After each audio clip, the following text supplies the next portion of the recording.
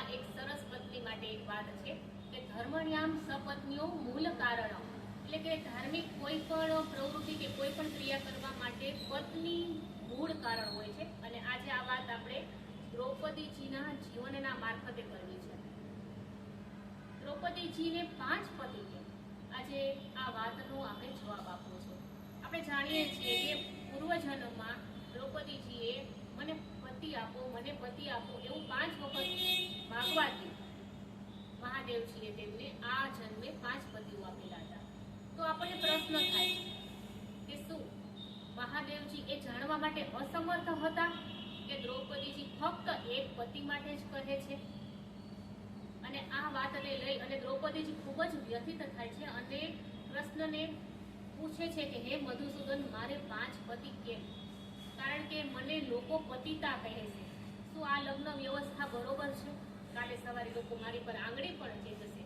ત્યારે શ્રી કૃષ્ણ ભગવાને દ્રૌપદીજીને જે જવાબ આપ્યો છે એ ચંદનના લેપ સમાન છે અને એ જવાબથી દ્રૌપદીજીને ખૂબ જ શાતા થઈ છે.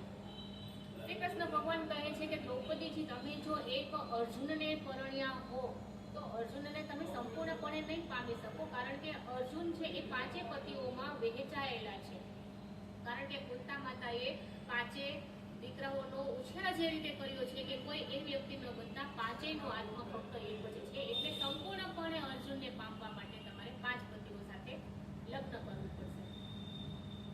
બીજું, શ્રી કૃષ્ણ ભગવાન એ પણ કહે છે કે તમારું વ્યક્તિત્વ ખૂબ જ પ્રભાવશાળી છે. તમે સુંદર છો, ઉત્સાહી છો અને તમારામાં જે પ્રકારના ગુણો છે, તમારામાં જે જ્ઞાનને લઈ અને જે જીવન જીવવાની જે તમારામાં વ્યવસ્થા છે, તમારામાં કાર્ય શક્તિ, ધૈર્ય શક્તિ અને સંચાલન શક્તિની જે અજોડતા છે, એમને બીજી કોઈ પણ સ્ત્રીમાં જોડી નથી. અને એક પુરુષને વશ કરવા માટે આ બધા ગુણો ખૂબ જ પર્યાપ્ત માત્રામાં તમારામાં છે. જો કોઈ પણ વ્યક્તિ તમારી સાથે જોડાયેલો રહેશે તો એ ફક્ત તમારો જ બની જશે, તમારા ભય જ બની જશે, એ ફક્ત તમને જ નિહાળશે.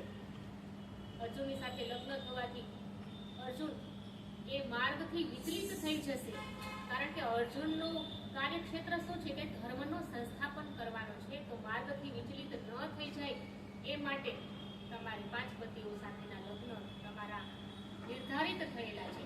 આ સાથે ત્રીજું કારણ પણ મધુસૂદન એ કહે છે કે જ્યારે હસ્તિનાપુરના રાજા યુધિષ્ઠિર બનશે ત્યારે તેમની જે કોઈ પણ પત્ની બને તે પટરાણી પદ પામે. તો શું કોઈ પણ જે પટરાણી બનશે તો એની ઉતરતી કક્ષાની નીચે તમે શું જીવવાનું પસંદ કરશો? અને અથવા જે કોઈ પણ સ્ત્રી પટરાણી બનશે તો એ શું તમારું આ જે પ્રભાવશાળી વ્યક્તિત્વ છે એ ઝીલી શકશે?